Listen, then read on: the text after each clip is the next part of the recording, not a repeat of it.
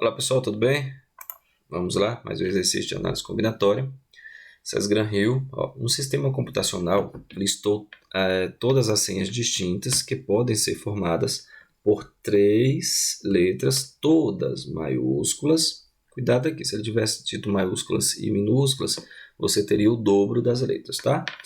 Bom, porque às vezes algumas senhas identificam o que é maiúsculo e o que é minúsculo, fica atento no que o examinador coloca. Aqui ele quer que seja maiúsculo, então a gente não precisa ficar preocupado. Todas maiúsculas, sendo 2 delas vogais e uma consoante. O sistema considerou 5 vogais e 21 consoantes disponíveis para a formação das senhas.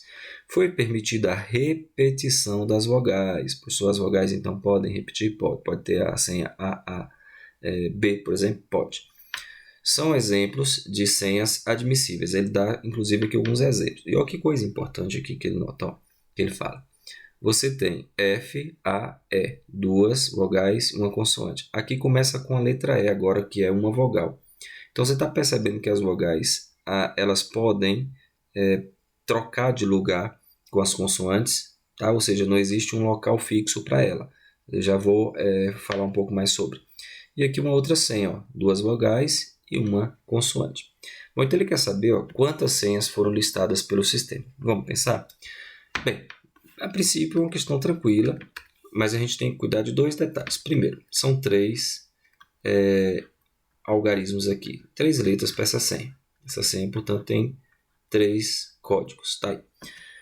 Pode ser 2 vogais, como ele disse, e essas vogais podem repetir. Então, o que é que nós temos? Vamos imaginar o seguinte, ele não está dizendo para a gente, e ele deu o exemplo justamente para falar isso, que as vogais podem aparecer em qualquer desses lugares. Eu, por conveniência, vou falar o seguinte, que a primeira vogal vai ficar aqui, 5 opções eu tenho para escolher, são 5 vogais. Como eu posso repetir? Então, aqui é a segunda vogal. Eu estou pensando na ideia V, V e consoante. Só são quantas consoantes? São 21. Só que preste atenção nisso aqui. Essa ordem ela pode ser mudada. Só como assim posso mudar?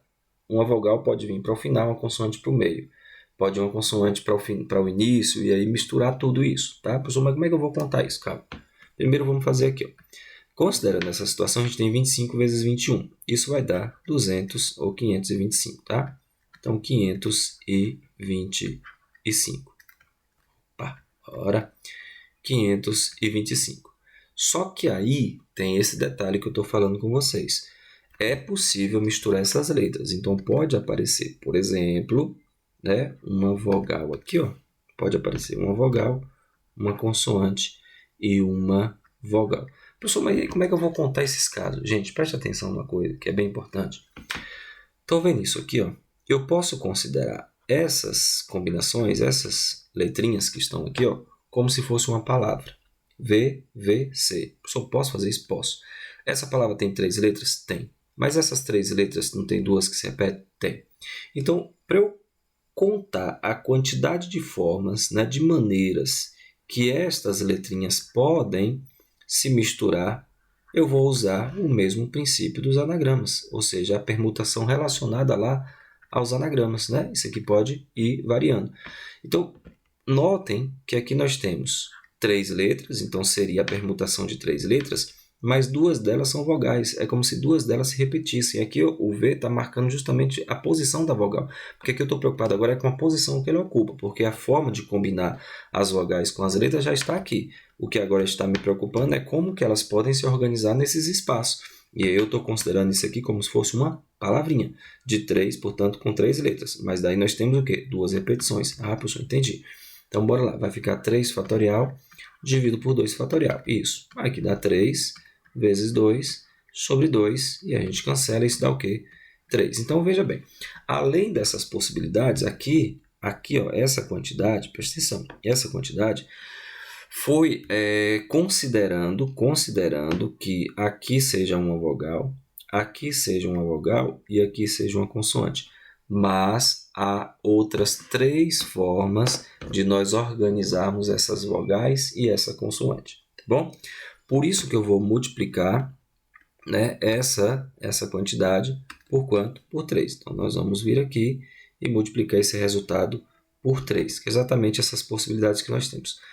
Quando a gente faz isso, o nosso resultado vai para a letra D, 1575 modos, tá? Questão bacana aí, tinha que ter tomado cuidado com a questão da possibilidade de as letras se misturarem. Então, se isso aparecer, você pode entender essas letrinhas como se fosse uma palavrinha, e aí você usa a ideia do anagrama com repetição, se for o caso, tá bom? Questão bem bacana.